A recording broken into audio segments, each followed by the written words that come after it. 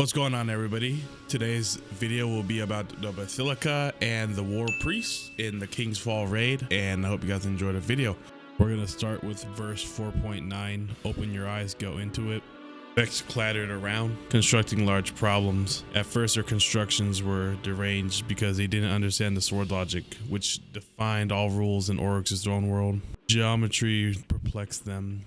I'll cut them apart, Crota said, but just then the Vex witch rule of better thoughts manifested a mind called Korea Blade Transform. Korea deduced the sword's logic. I have to kill everything, Korea resolved. Then I will be powerful. Crota's gate began to emit warrior Vex, huge and brassy. He leapt forward to fight them, but they blinked away. After they fled from Crota, they killed 2,000 of Oryx's acolytes and 10,000 of his thrall.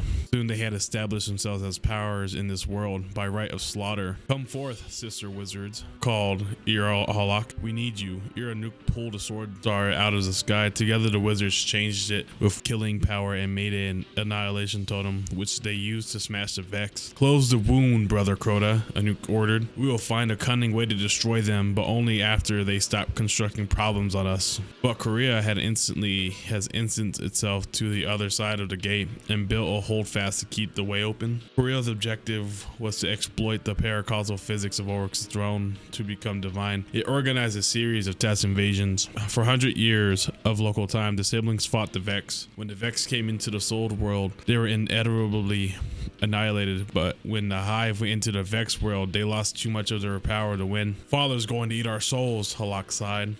Korea captured some worm larvae and began experimenting with them. Soon, Korea Blade Transform manifested religious tactics by directing worship at the worms. Korea learned it could alter reality with mild ontopathogen effects. Being an effective machine, Korea manufactured a priesthood and ordered its subminds to believe in worship. Then it set out abducting and killing dangerous organisms so it could bootstrap itself to Hive godhood. For some Vex reason, Korea never attempted to introduce worm larvae into its mind fluid. Savathun was laughing because she had tricked Crota into cutting this place.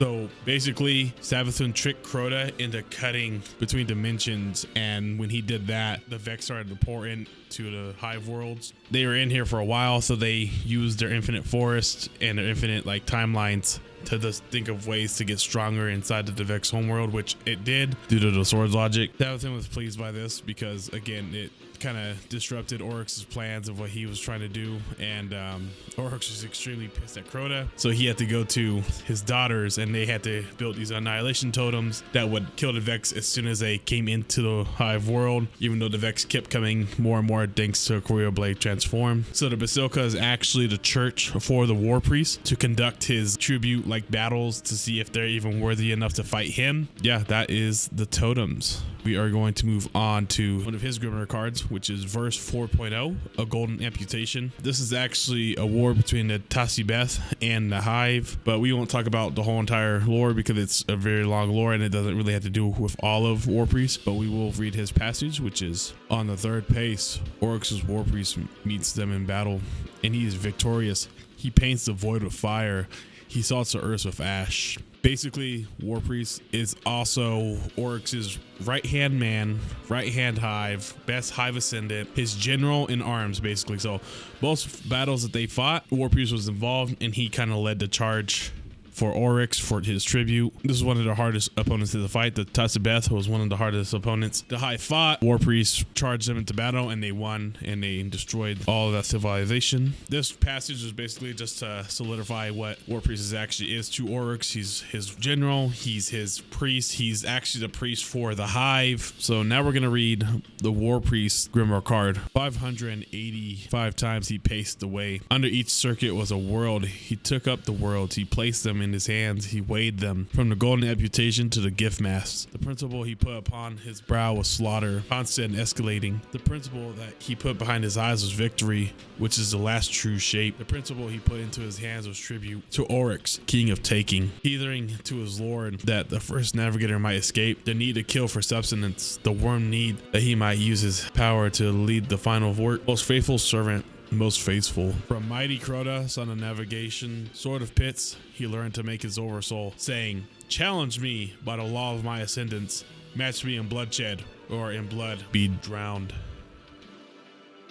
Once again, this is just solidifying what Warpriest is in the actual Grimoire and what he is to Oryx. And he actually has a couple feats that he has accomplished throughout his lore, which are: he's conquered 585 worlds on his own for Oryx and his tribute. He attempted to find a way to free Oryx from the hunger of the worm, though ultimately he would die before this could come to pass, meaning Oryx would die. And then he also learned how to make an oversoul just from watching Crota, which in turn Crota learned from his sisters, which is pretty impressive, seeing how he's just an ascendant hive that learned how to make his own oversoul, and only pretty much the hive gods had one of their own. So that's pretty impressive that he had his own. So if you ever do his encounter in the King's Fall raid, he actually has his orb behind him. That's his oversoul. That is an actual important part of his lore and the hive lore, and that's why the white mechanic is his oversoul kind of eating us all.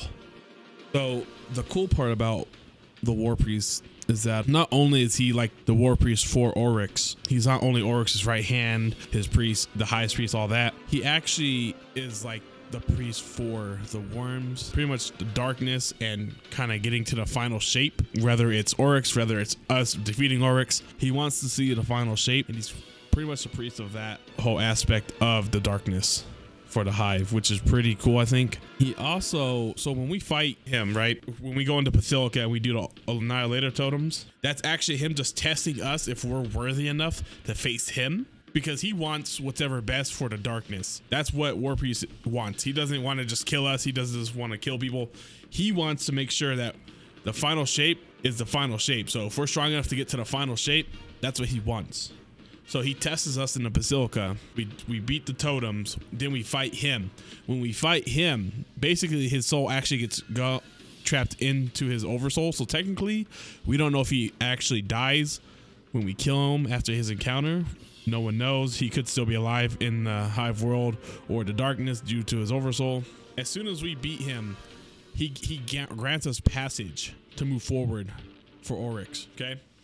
Like I said, he's not here just to kill us. He's not here just to be a dick or anything like that. He literally wants to see the strongest people make it to the final shape. So when we beat him, he grants us passage further on through the Dreadnought so we can get to Oryx. He wants us to have a meeting with Oryx himself, the Taken King.